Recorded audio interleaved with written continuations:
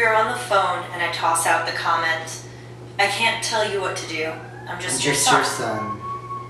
An intake of breath, maybe a shudder. The stillness behind the receiver is long enough to make me believe we have been disconnected. Truth is, we've been disconnected longer than a temporary silence in a phone call.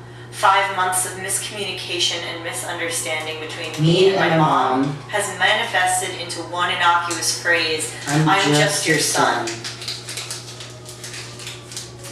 Are you still there?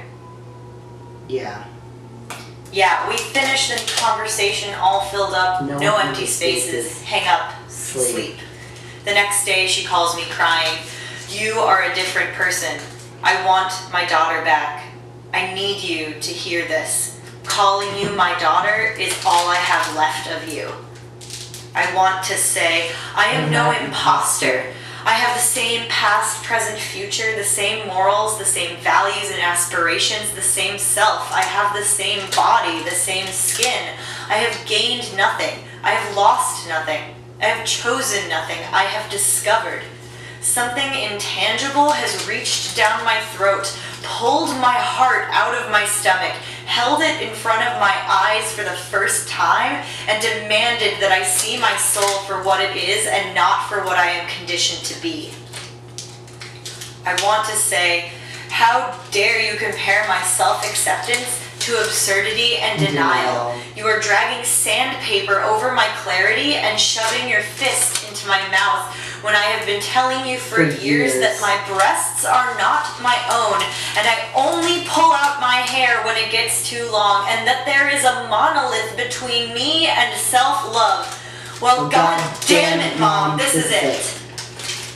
12 hours after I tell you that I am your son, you tell me that your daughter is dead.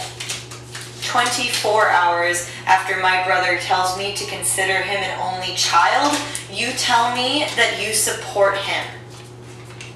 Maybe these were not the exact words that you use, but they are the exact words that I hear. And you assume that because I cry easy and love smelling flowers and flirt with men, and sometimes I paint my nails, and I used to wear black eyeshadow and prefer talking to fighting, and wore high heels as soon as I could balance in them, and drink Chardonnay with my roommate, that without a single possible doubt, I am a woman.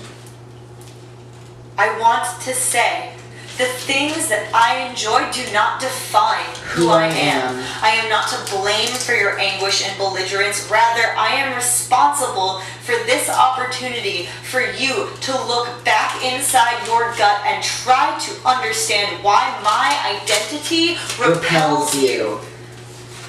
I want to say, you have not lost me. I am standing right here with my hand outstretched, waiting for you to grab hold while you shuffle backwards, shaking your head, denying that I even have hands at all. I want to say you are not losing me, but I am slowly, methodically losing you. Of course. I say none of this. I apologize for making you feel this way. I say I wish I could forget everything I have learned about myself. I say I wish I could make this hurt less for both of us. I say I wish I weren't capable of making you feel this way. But with all these goddamn wishes, I am swallowing my own tongue. I am suppressing and regressing, all because the woman who gave me life is regretting just that. You will eventually claim that you have no idea that I felt this way. One time last summer, I took you to the ICA. I talked to you about contemporary art, curators, installation, and implication over intention. We sat and faced the bay, and you cried into my shoulder, "I don't know you. I don't know you, and I never meant not to." I wanted to tell you it was okay. That there is time enough for us to know each other, that I resent nothing, that I understand. But that day, I could not bring myself to lie to you, nor could I apply more pressure to a bruise so fresh, so I held your hand and looked at the water and allowed you to interpret my silence as you would. Today I say to you, though you may not know me, how could you not realize that every angry word of longing is another foot of foundation for a wall, and every tear you let fall in memory of your daughter is a brick between us? The difference between you and I is that I know when not to speak.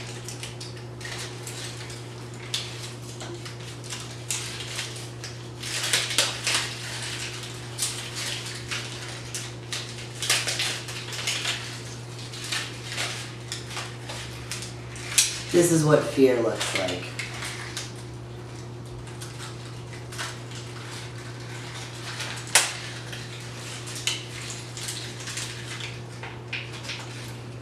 I am afraid that someone will hurt me or my family because of my transness.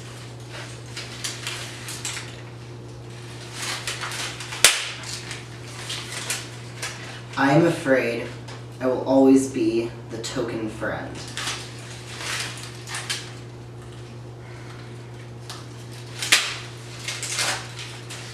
I am afraid I will never be able to accept the body that I have.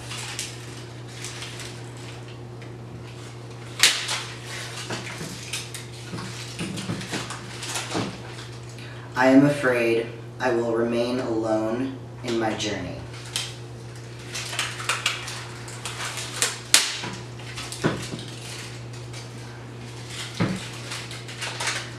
I am afraid that dating and love will become too much of an effort to even put myself out there. I am afraid my brother will never speak to me again.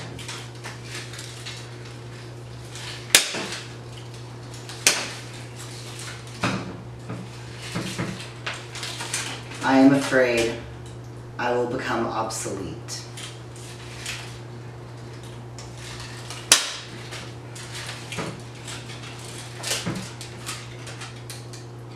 I am afraid I will compromise my individuality in order to pass as male.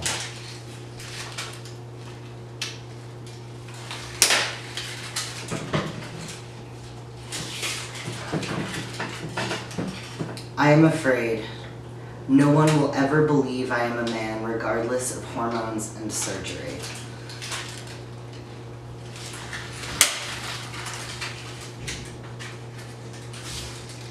I am afraid I will be killed under Donald Trump's administration.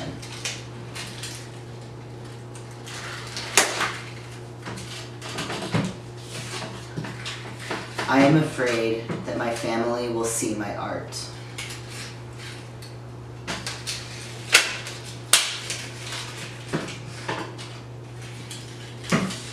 I am afraid my opportunities will become drastically limited by my anatomy and affect.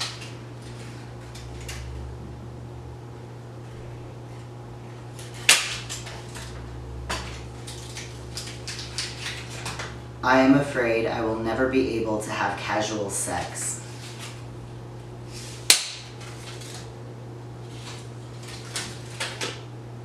I am afraid I will have to keep my past a secret from friends.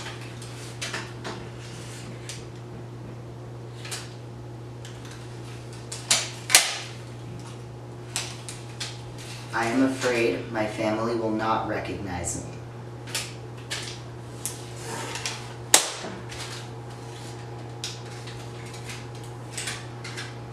I am afraid I will always have to explain my anatomy to potential sex partners. I am afraid I will never be able to have a completely open and honest relationship with my family.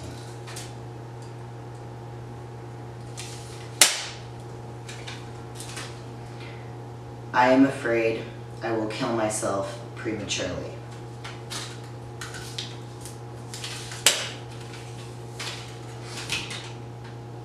I am afraid the people I know will always use me as an example for all types of transgender people.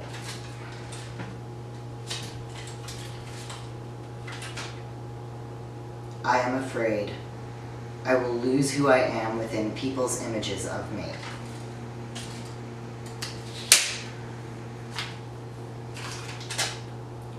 I am afraid my chest will never look the way that I see it.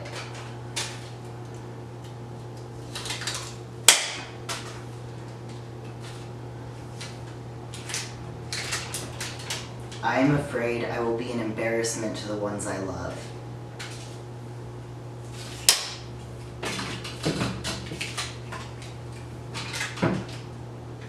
I am afraid that my already estranged family will erase me entirely.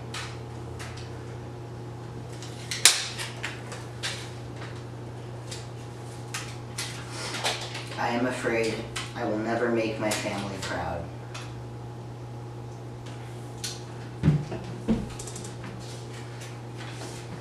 My brother will never speak to me again.